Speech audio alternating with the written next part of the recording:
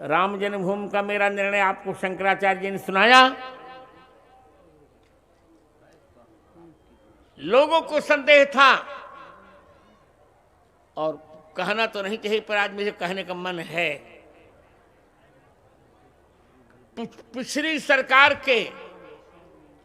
सरकार के फाइली प्रधानमंत्री मनमोहन सिंह ने और उनकी परम आराध्या एक विदेशी महिला सोनिया गांधी ने कह दिया था, सुनिए, उनकी परमाराध्या एक विदेशी महिला जिनको ये भी ज्ञान नहीं है कि गेहूं बोया जाता, शक्कर बोई जाती है कि गन्ना बोया जाता है, उन्होंने सभा में उन्होंने लिखित दे दिया कोर्ट को कि राम जी अयोध्या में पैदा नहीं हुए थे। मैंने तुरंत पत्र लिखा कि सोनिया भले कुछ न जानती हो, राहुल जी भले जन्मना पप्पू हूं,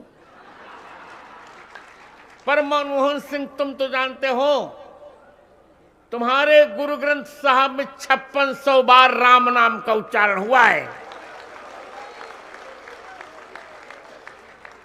तुमने किस आधार पर कह दिया कि राम जी अयोध्या में पैदा नहीं हुए थे? और संयोग बना मित्रों, कोर्ट में जब गवाही देने का प्रश्न आया, उसमें सभी मुझसे नाराज हो गए थे। निर्वाणी की ज्ञानदास भी मुझसे नाराज, तुमका नाराज होकर 2 रोटी और खा लेना। निर्मोही के राजा रामाचार्य भी नाराज हो गए, तुम रहो नाराज, पहले राष्ट्र फिर जो कुछ होगा होगा। कोर्ट ने ये पूछा था मित्रों कि बिना देखे आप कैसे साक्ष्य देंगे। मैंने कोर्ट से पूछा कि तुम साक्ष्य चाहते किस चीज का हो?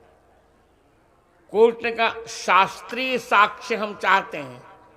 मैंने कहा महोदय, शास्त्रीय साक्ष्य में भौतिक आंखों की आवश्यकता नहीं होती। सर्वस्वलोचनम शास्त्रम यस्य नास्त्यन्धे एव सः, शास्त्र ही सबकी आंखें हैं, जिसके पास शास्त्र नहीं है वो दृष्टिहीन है। मेरे इस पक्ष को माननीय उच्च न्यायालय ने मान लिया। मैं पहला व्यक्ति था जो बाह्य आंखों के बंद होने पर भी साक्ष्य देने वहां गया था। आपको बताने में अच्छा लगेगा, बिरुदावन नहीं, आप पर जानते तो रहे आप, तब न बोलेंगे। आप जानिए तीनों महंत जनों कि जिसको आपने रामानंदाचार्य में, वह कौन सा व्यक्ति है। इसके बाद जब सभी धर्माचार्यों ने मना कर दिया कि हम नहीं जाएंगे, हमारे ठाकुर मना कर रहे हैं, तो मैंने कहा कि हमारे ठाकुर मना करेंगे तो भी हम जाएंगे। क्यों? इसलिए जाएंगे कि मैं वशिष्ठ गोत्रीय ब्राह्मण हूं और इस मुकदमे में रामलला नाबालिग हैं। जब वादी नाबालिग होता है तो उसकी ओर से माता पिता और गुरु कोर्ट में प्रस्तुत होते हैं। तो मैं संबंधतः राम जी के गुरु पक्ष का हूं, गुरु हूं, मैं जाऊंगा। और कोर्ट में गया मैं मित्रों, मुझे चुप कराने के लिए विपक्षियों ने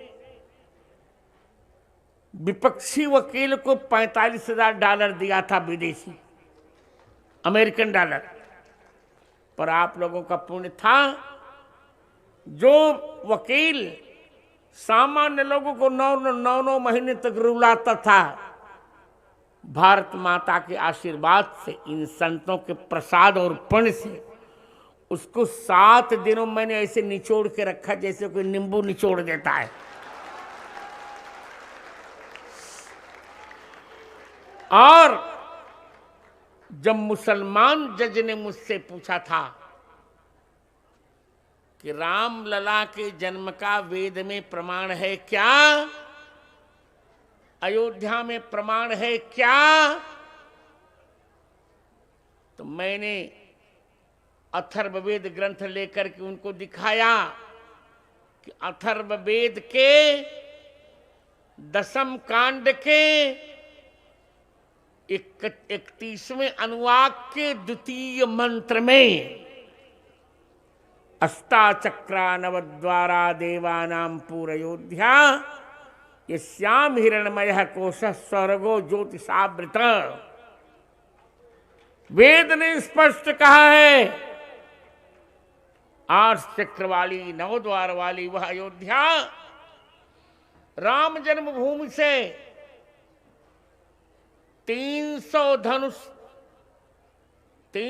धनुष उत्तर में सरजू जी विराजमान हैं। वहां मैंने 441 प्रमाण दिए थे।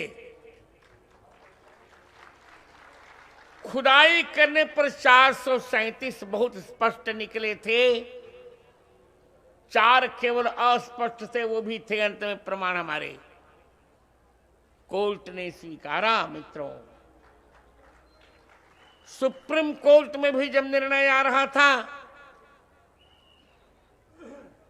तब 8 नवंबर 19 को अशोक भूषण जी ने कहा मुख्य जज से, मुख्य न्यायाधीश रंजन गोगोई से कि महोदय एक बार रामभद्राचार्य जी का, जगत गुरु रामानंदाचार्य स्वामी रामभद्राचार्य जी का एक बार विटनेस बयान पढ़ लिया जाए। पढ़ने पर मित्रों दिशा और दशा दोनों बदली। 9 नवंबर 2019 को हमारे पक्ष में निर्णय आ गया। हाई कोर्ट के एक अग्रवाल ने जो 5 एकड़ जमीन देने की बात कही थी वो भी सुप्रीम कोर्ट ने निरस्त कर दी कि नहीं, अयोध्या में कोई भी विधर्मी का स्थल नहीं बन सकेगा। सरजू जी के उस पार इनको 5 एकड़ जमीन दी जा सकती है। ये संकल्प पूरा हुआ।